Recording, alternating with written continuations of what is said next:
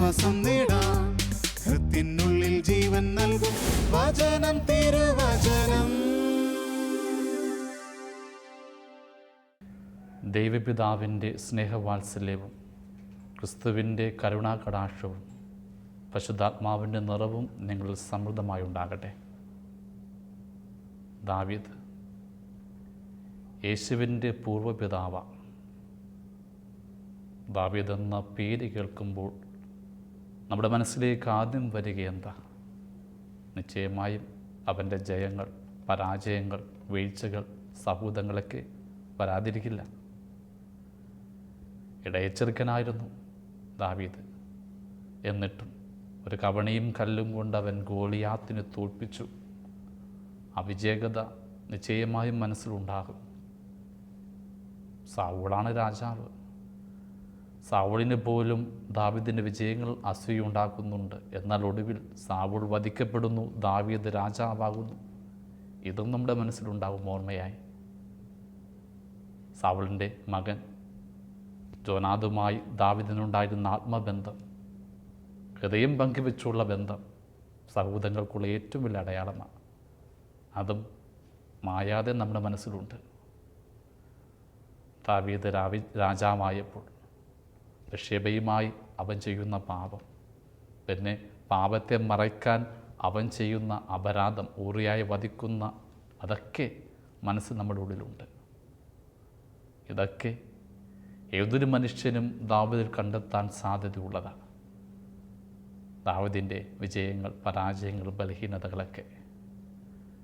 എന്നാൽ ദൈവം ദാവീദിനെ നോക്കുമ്പോൾ എന്തായിരിക്കും അവിടുന്ന് കാണുക?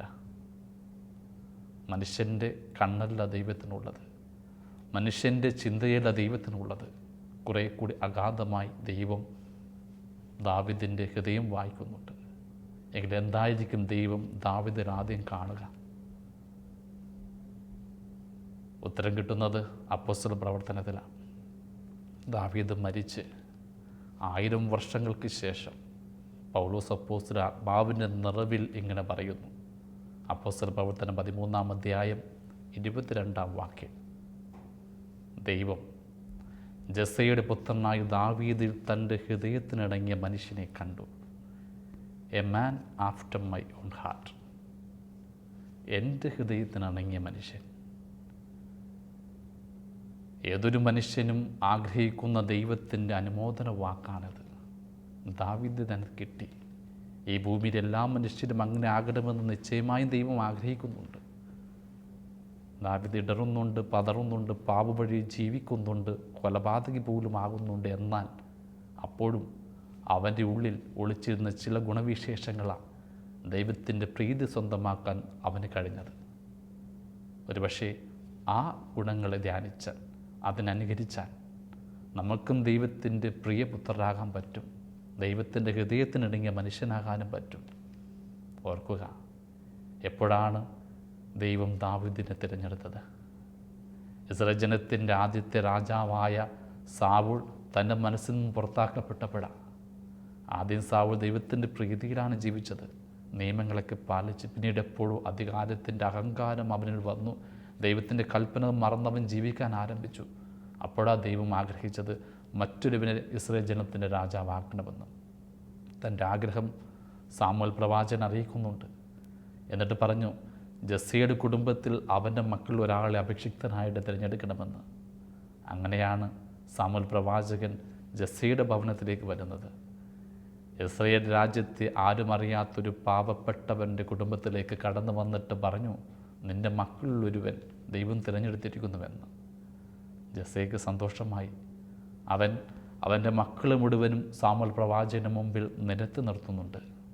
ആദ്യത്തെ മകൻ ഏലിയാബിനെ കണ്ടപ്പോൾ, അവൻ്റെ ശരീര ദൃഢത കണ്ടപ്പോൾ, അവൻ്റെ സൗന്ദര്യം കണ്ടപ്പോൾ സാമുവേൽ പ്രവാചകൻ പോലും വിചാരിച്ചു ഇവനെയായിരിക്കും ദൈവം തിരഞ്ഞെടുത്തതെന്ന്. അവൻ അഭിഷേകം ചെയ്യാൻ അടുത്ത് വന്നപ്പോൾ ദൈവം പറഞ്ഞു, അല്ല, മനുഷ്യൻ ബാഹ്യമായി മോടി കാണുന്നു, ദൈവം ആന്തരികത. പിന്നെ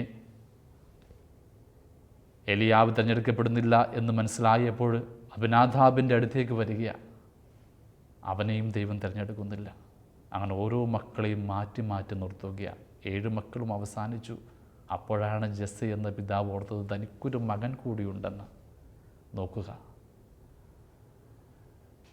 സ്വന്തം പിതാവ് മറന്നുപോയ മകനാ, ഇളയ മകനാ ദാവീദ്. അവൻ ആടുകളെ മേയിച്ച് വനത്തിലാണ്.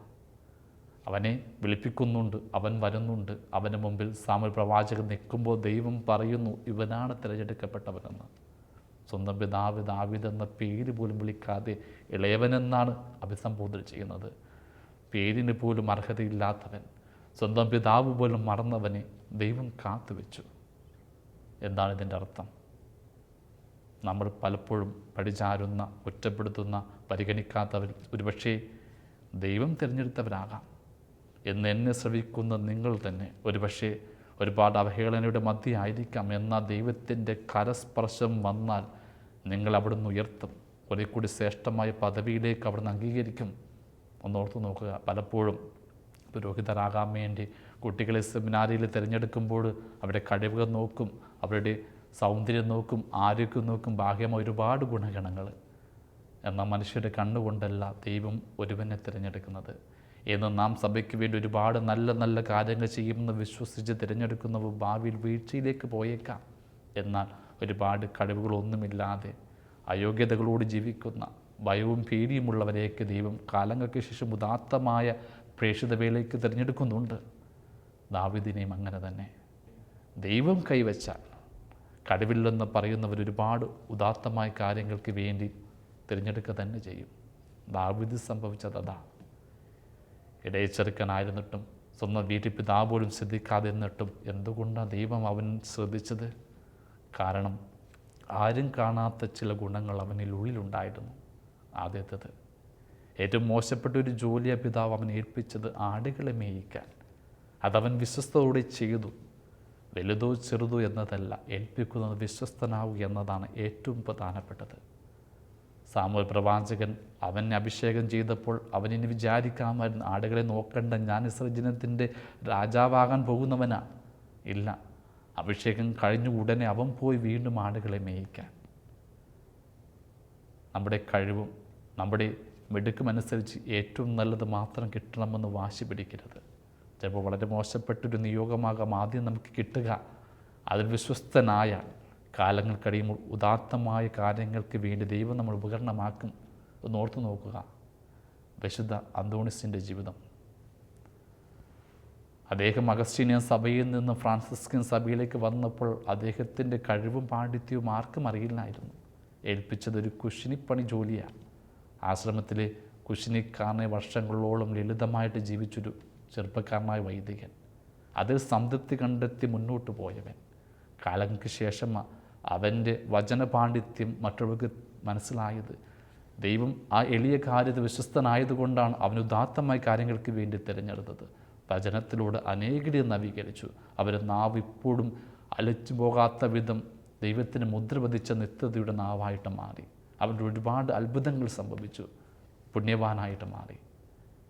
അതെ, ദാവീദിൻ്റെ ജീവിതം നമ്മോട് പറയുന്നത് ഇതാ, ലളിതമെങ്കിലും ഏൽപ്പിക്കുന്ന കടമകളിൽ ആത്മാർത്ഥത കാണിക്കുക. അതാണ് ദൈവത്തിൻ്റെ ഹൃദയത്തിനിണങ്ങിയ മനുഷ്യനാക്കി മാറ്റിയതിൻ്റെ ആദ്യത്തെ ഗുണം. ഇനിയും ഒരുപാട് ഗുണങ്ങളുണ്ട്.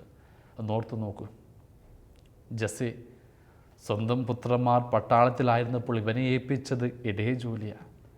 എന്നൊരു ദിവസം ജെസ്സെ പറയുന്നുണ്ട്, നിൻ്റെ 3 സഹോദരങ്ങൾ യുദ്ധക്കളത്തിലാണ്, പോയി ക്ഷേമകാര്യം അന്വേഷിക്കാൻ. അങ്ങനെ ആദ്യമായി അവൻ യുദ്ധക്കളത്തിലേക്ക് ചെല്ലുന്നു. ജീവിതത്തിൽ വളരെ നിർണായകമായൊരു ദിവസം അവിടെ എത്തിയപ്പോഴാണ് അവൻ കാണുന്നത് തൻ്റെ സഹോദരങ്ങളും പടയാളികൾ സാവൂൾ രാജാവ് പോലും വിരണ്ടോടുകയാണ്. അതിഭയങ്കരനായി ഗോലിയാത്തിൻ്റെ പോർവിളി കണ്ട്. ഗോലിയാത്ത് അവനെ മാത്രമല്ല ദൈവത്തെ പോലും അധിക്ഷേപിക്കുന്നത് കണ്ട് ദാവീദിൻ്റെ ഉള്ളിൽ ആത്മരോഷമുണ്ടായി. അവൻ പറഞ്ഞു, ഇവനെ വധിക്കാൻ ആരുമില്ലേ എന്ന്. സാവൂൾ രാജാവിനോട് ചോദിച്ച് പോയി വധിക്കാൻ. സാവൂൾ ഭയപ്പെട്ട് നിന്നപ്പോൾ പറഞ്ഞു, ഞാൻ പോകാമെന്ന്. ഇടയനായ ഈ ദാവീദിനെ ഉത്സാഹപ്പെടുത്തുകയായിരുന്നു ആദ്യം രാജാവ് ചെയ്തത്. എന്നാൽ അപ്പോൾ അവൻ പറഞ്ഞു, ഞാൻ വനത്തിൽ ആടുകളെയും മേയിച്ചു കൊണ്ടുപോകുമ്പോൾ സിംഹവും കരടിയുമൊക്കെ എൻ്റെ ആടുകൾ ആക്രമിക്കും. അവരെന്നും എന്നെ രക്ഷിക്കുന്ന എൻ്റെ കർത്താവ് ഈ ഗോലിയാത്തിൽ നിന്നും എന്നെ രക്ഷിക്കുമെന്ന് എനിക്ക് ഉറപ്പുണ്ട്. അവൻ്റെ വിശ്വാസത്തിൻ്റെ ആ ധൈര്യം കണ്ടിട്ടാണ് സാവൂൾ പിന്നെ അനുവദിക്കുന്നത് പോയി യുദ്ധം ചെയ്യാൻ. സ്വന്തം പടച്ചട്ട് കൊടുത്തു. അത് വഹിക്കാനുള്ള ഭാരമില്ലാതെ ദാവീദ് വീണു പോകുന്നു. എന്നിട്ട് അവൻ പറഞ്ഞു, എനിക്ക് നിൻ്റെ പടച്ചട്ട വേണ്ട, ദൈവം മാത്രം മതി. പിന്നെ കയ്യിൽ ഒരു കവണയും കല്ലുമായിട്ട് അവൻ ചെല്ലുന്നുണ്ട്. ഇവനെ കണ്ടിട്ട് പുച്ഛത്തോടെ ഗോലിയാത്ത് പറഞ്ഞതെന്താ? നിന്നെ കൊന്ന് ഞാൻ പക്ഷികൾക്കിരയാക്കി മാറ്റുമെന്ന്. വാളും പടച്ചട്ടയും ധരിച്ചു വരുന്ന ആ ഗോലിയാത്തിനെ നോക്കിയിട്ട് ദാവീദ് പറഞ്ഞു, നീ എന്നോടെതിരിടാൻ വരുന്നത് വാളും പടച്ചട്ടയും ധരിച്ചിട്ടെന്നാൽ ഞാൻ വരുന്നത് കർത്താവിൻ്റെ നാമത്തിലാണ്. പിന്നെ എന്ത് സംഭവിച്ചെന്ന് നമുക്കറിയാം. കവണയിൽ ഒരു കല്ലുകൊണ്ട് അവൻ വീഴുകയാണ് ഗോലിയാത്ത്. പിന്നെ കയ്യിൽ വാളില്ലാത്തതുകൊണ്ട് ഗോലിയാത്തിൻ്റെ വാളുകൊണ്ട് തന്നെ അവൻ്റെ ശിരസ് ഛേദിക്കുന്നു. കർത്താവിൻ്റെ നാമത്തിൽ ആത്മരോഷം കൊണ്ടവൻ, അത് പാഴാക്കാതിരിക്കാൻ യുദ്ധം ചെയ്തവൻ, തീർച്ചയായിട്ടും ദൈവത്തിൻ്റെ മനസ്സിനിടങ്ങിയ മനുഷ്യനല്ലേ ഇവൻ. ഇവൻ്റെ മഹിമ അങ്ങ് ഉയരുന്നുണ്ട്. ജനങ്ങൾ അവനെ പ്രകീർത്തിക്കുന്നുണ്ട്. സാവുൾ പോലും സംപ്രീതനാകുന്നുണ്ട്. പിന്നെ പടയാളികളുടെ നേതാവാക്കി അവനെ മാറ്റുന്നുണ്ട്. കൂടാതെ സ്വന്തം മകളെ വിവാഹം കഴിച്ചു കൊടുക്കുവാനായിട്ട് അവനെ ക്ഷണിക്കുന്നുണ്ട്. എല്ലാവരും വാഴ്ത്തിയിട്ടും അവൻ മാത്രം അവൻ്റെ ഗുണം കണ്ടില്ല. ഒരു മഹാത്മാവ് അവൻ്റെ ഗുണം ഏറ്റവും അവസാനമേ അറിയൂ. ദാവീദും അങ്ങനെ തന്നെ. അവൻ പറഞ്ഞു, ഞാനിതിന് അയോഗ്യനാണെന്ന്. ഇതാ എല്ലാവരും പുകഴ്ത്തുമ്പോഴും പ്രതാപങ്ങളുടെ മുകളിലേക്ക് ഉയരുമ്പോഴും സ്വയം എളിമപ്പെടാൻ ദാവീദിനായി. ഇതൊരു വിശേഷപ്പെട്ട ഗുണമല്ലേ? എന്നാൽ ഗോലിയാത്തിനേക്കാൾ വലിയൊരു ശത്രു വരാനിരിക്കുന്നേ ഉണ്ടായിരുന്നുള്ളൂ. അത് മറ്റാരുമല്ല, ഈ സാവൂൾ രാജാവ് തന്നെ. തന്നേക്കാൾ കീർത്തി ദാവീദിന് കിട്ടിത്തുടങ്ങിയപ്പോൾ പതിയെ അവൻ്റെ ഉള്ളിലുണ്ടായ അസൂയ. യുദ്ധം ചെയ്ത് മടങ്ങി വന്നപ്പോൾ ഫിലിസ്തീയ പെൺകുട്ടികൾ പറഞ്ഞു, സാവൂൾ 1000 കൊന്നു, എന്നാൽ 10,000 കൊന്നത് ദാവീദാണെന്ന്.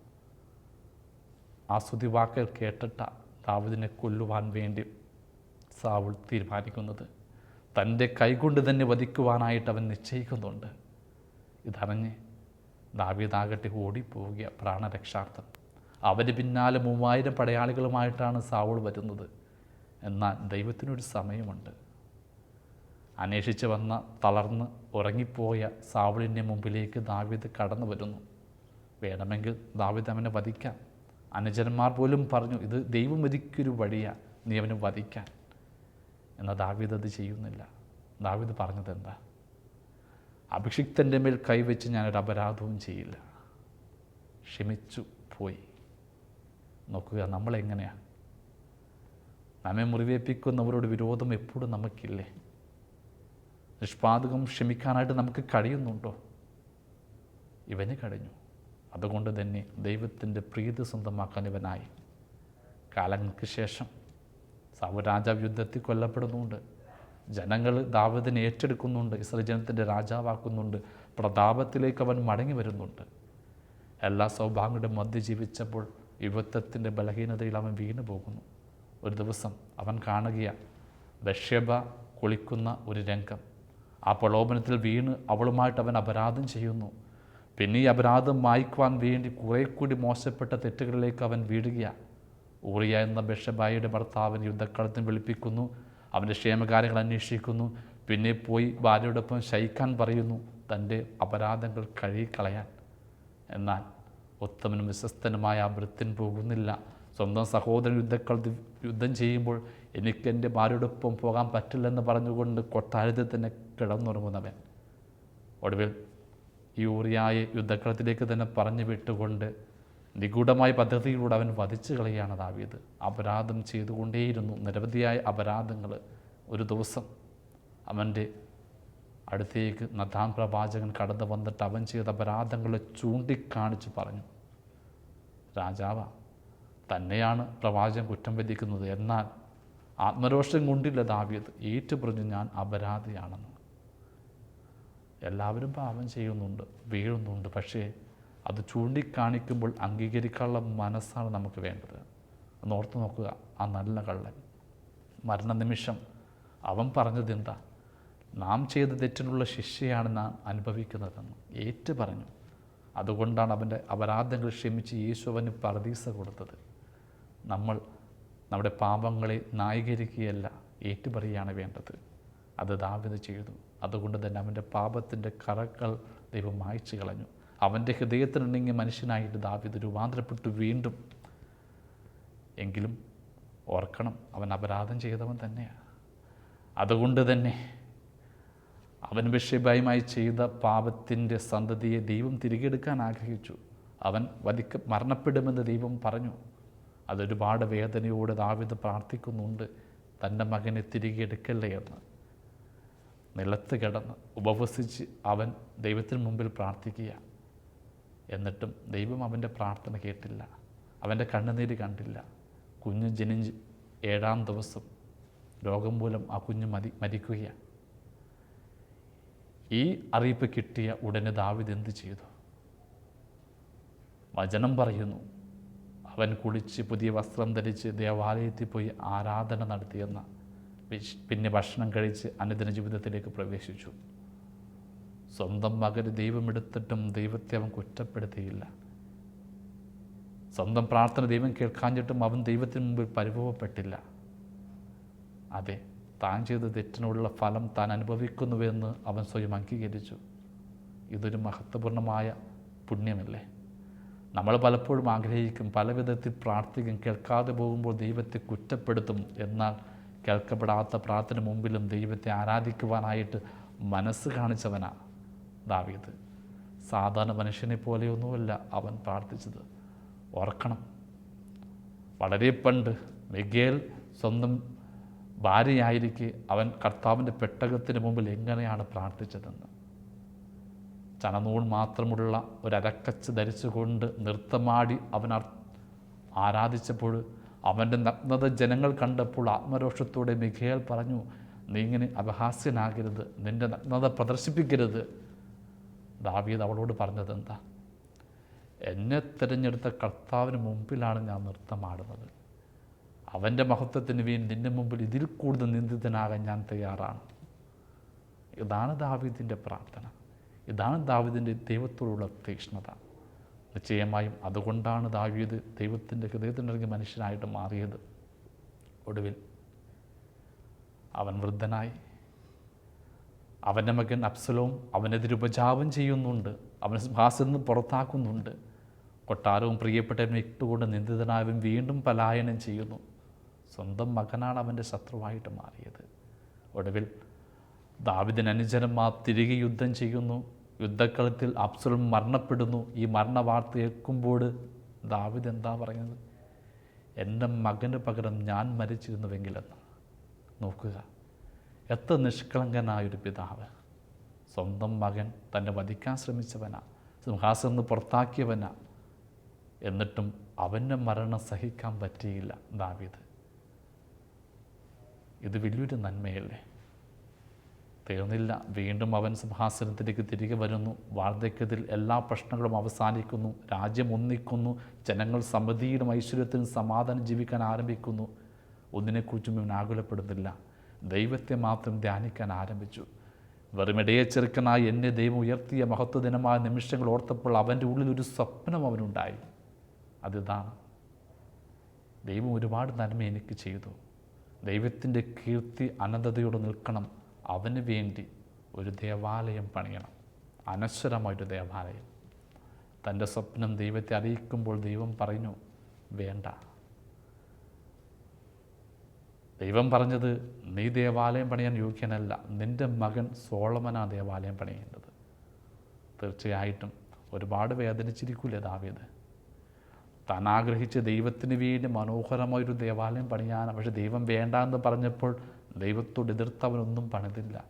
അവൻ കാത്തിരുന്നു സോളമന് വേണ്ടി. ദേവാലയം പണിയാൻ എല്ലാം അവൻ ഒരുക്കങ്ങൾ നടത്തി. ആ കീർത്തിയും മഹിമയും സോളമന് കൊടുത്തു, സ്വന്തം മകനെ. നോക്കുക, ഇത് ദാവീദിൻ്റെ മറ്റൊരു മഹത്വമല്ലേ? എല്ലാ കീർത്തിയും നമുക്ക് വേണമെന്ന് വിചാരിക്കുന്ന മനുഷ്യരാണ് നമ്മൾ. ദൈവം വേണ്ട എന്ന് പറയുമ്പോൾ പിന്മാറി മറ്റുള്ളവർക്ക് വേണ്ടി വഴിയൊരുക്കുവാനുള്ള സന്നദ്ധത നമുക്കുണ്ടോ? സ്നാപയോഹന്നാനെ പോലെ എല്ലാ കീർത്തിയുടെ മധ്യം നിന്നുകൊണ്ട് അവൻ പറഞ്ഞത് എന്താ? എന്നെ പിന്നാലെ വരുന്നവൻ്റെ ചെരുപ്പിൻ്റെ വാരഴിക്കാൻ പോലും എനിക്ക് യോഗ്യതയില്ലെന്ന്. ഇതാണ് എളിമ. ദാവീദ് ദൈവം കണ്ട മഹത്വമാണത്. ദേവാലയം പണിയാൻ തനിക്ക് യോഗ്യതയില്ല എന്ന് കണ്ട് പിന്മാറി ആ ദൈവത്തിന് വേണ്ടി ദേവാലയം പണിയുവാൻ സോളമൻ രാജാവിന് എല്ലാ ഒരുക്കങ്ങളും നടത്തി നിൽക്കുന്ന എളിമയുള്ള, ദൈവത്തിൻ്റെ ഭക്തിയുള്ള വിശ്വാസത്തിൻ്റെ ദൃഢതയുള്ള ദാവീദ്. ദാവീദ് മരിച്ചിട്ടിപ്പോൾ 3000 വർഷങ്ങൾ കഴിഞ്ഞു. എന്നിട്ടും നമ്മുടെ ധ്യാനത്തിൻ്റെ ഒരു വിഷയം തന്നെയാണ് ദാവീദ്. അനുദിനം അവനെ നാം ധ്യാനിക്കണം. കാരണം അവനെക്കുറിച്ചാണ് ദൈവം പറഞ്ഞത്, എൻ്റെ ഹൃദയത്തിനിണങ്ങിയ മനുഷ്യൻ. ഇസ്രായേൽ ജനത്തിൻ്റെ ഏറ്റവും ശ്രേഷ്ഠനായ രാജാവ്, ഏറ്റവും ധീരനായ യോദ്ധാവ്, യേശുവിൻ്റെ പൂർവ്വപിതാവ്. ബലഹീനനായിരുന്നിട്ടും സ്വന്തം പിതാവ് പോലും മറന്നുപോയിട്ടും കുടുംബത്തിലെ ഏറ്റവും മോശപ്പെട്ട മകനായിരുന്നിട്ടും ഒരുപാട് ഇടച്ചിലൂടെ കടന്നു പോയിട്ടും കൊലപാതകയായിരുന്നിട്ടും ദൈവത്തിൻ്റെ ഹൃദയത്തിനിണങ്ങിയ മനുഷ്യനാവൻ മാറിയെങ്കിൽ, അവൻ്റെ ഗുണങ്ങൾ നമ്മുടെ ജീവിതത്തിൽ ഉണ്ടായാൽ നിശ്ചയമായും ദൈവത്തിൻ്റെ പ്രിയപ്പെട്ട ഹൃദയത്തിനിണങ്ങിയ മനുഷ്യരെ നമ്മൾ മാറും. അതിനാദ്യം നാം ഏൽപ്പിക്കുന്ന ലളിതമായ കാര്യങ്ങൾ വിശ്വസ്തനാകണം. ദൈവത്തിൻ്റെ നാമത്തിന് വേണ്ടി അഹോരാത്രം പോരാടണം. നമ്മെ മുറിവേൽപ്പിക്കുന്നവരോട് നാം ക്ഷമിക്കണം, പൊറുക്കണം. തീർന്നില്ല, സ്വയം മറന്ന് പ്രാർത്ഥനയിൽ നാം ദൈവത്തെ മഹത്വപ്പെടുത്തണം, മറ്റുള്ളവരെയല്ല, ദൈവത്തെ. പാപത്തിൽ വീഴും ഏതൊരു മനുഷ്യനും. വീഴുമ്പോഴൊക്കെ അത് തിരിച്ചറിവ് കിട്ടുമ്പോൾ ഏറ്റുപറയാനും അംഗീകരിക്കാനുമുള്ള മനസ്സ് കാണിക്കണം. ചിലപ്പോഴൊക്കെ നമ്മുടെ പ്രാർത്ഥനയ്ക്ക് ദൈവം കേൾക്കില്ല. പരിഭവപ്പെടരുത്. ദാവീദിനെപ്പോലെ വേദന ഉണ്ടാകുമ്പോഴും ദൈവത്തെ ആരാധിക്കാൻ നമുക്ക് കഴിയണം. ഏറ്റവും ഒടുവിൽ നാം കാണുന്ന സ്വപ്നമായിരിക്കില്ല ദൈവം നമ്മെക്കുറിച്ച് കാണുക. അത് തിരിച്ചറിവ് കിട്ടുമ്പോൾ അവൻ്റെ സ്വപ്നങ്ങൾക്ക് വേണ്ടി നമ്മുടെ സ്വപ്നങ്ങളെ ഉപേക്ഷിക്കാനായിട്ട് നമുക്ക് കഴിയണം. നിശ്ചയമായും അപ്പോൾ ദൈവം നമ്മളെ നോക്കി പറയും, എൻ്റെ ഹൃദയത്തിനടങ്ങിയ മനുഷ്യൻ, a man after my own heart. ദൈവമേ, നിൻ്റെ ഹൃദയത്തിനടങ്ങിയ മനുഷ്യനാകാൻ എന്നെ രൂപപ്പെടുത്തണമേ. ഇതാ നിങ്ങളെ കേൾക്കുന്ന, നിങ്ങളെ മനസ്സിലാക്കുന്ന, നിങ്ങളുടെ ഹൃദയവിചാരം തിരിച്ചറിയുന്ന ദൈവം ഒരുപക്ഷെ നിങ്ങളുടെ ജീവിതത്തിൽ കൈവച്ചാൽ മറ്റൊരു ദാവീദായിട്ട് നിങ്ങൾ മാറും. ദൈവത്തിൻ്റെ ഹൃദയത്തിനെങ്കിൽ മറ്റൊരുവനായിട്ട് നിങ്ങൾക്ക് മാറാൻ കഴിയും. അതിനായി ദൈവത്തിൻ്റെ കരങ്ങളിൽ ജീവിതം സമർപ്പിക്കുക. അവനൊരുക്കുന്ന വഴികളിലൂടെ കടന്നു പോവുക. ഒടുവിൽ ഈ ഭൂമിയിലെ ജീവിതം അവസാനിച്ച് നിത്യതയിൽ അവൻ്റെ മുമ്പിലെത്തുമ്പോൾ അവൻ പറയും, നീ എൻ്റെ മകൻ, എൻ്റെ ഹൃദയത്തിനണങ്ങിയ മനുഷ്യൻ. ദൈവമേ, ഈ ഭൂമിയിലെ ഇടർച്ചകൾക്കും വീഴ്ചകൾക്കും അപ്പുറം നിൻ്റെ നാമം സ്തുതിക്കാൻ, നീ ആഗ്രഹിക്കുന്ന വഴിയിലൂടെ പോകാൻ, ഒടുവിൽ നിൻ്റെ ഹൃദയത്തിനിണങ്ങിയ മനുഷ്യനാകുവാൻ എന്നെയും എന്നെ കേൾക്കുന്നവരെയും അനുഗ്രഹിക്കണമേ. പിതാവിൻ്റെയും പുത്രൻ്റെയും പരിശുദ്ധാത്മാവിൻ്റെയും നാമത്തിൽ ആമേൻ.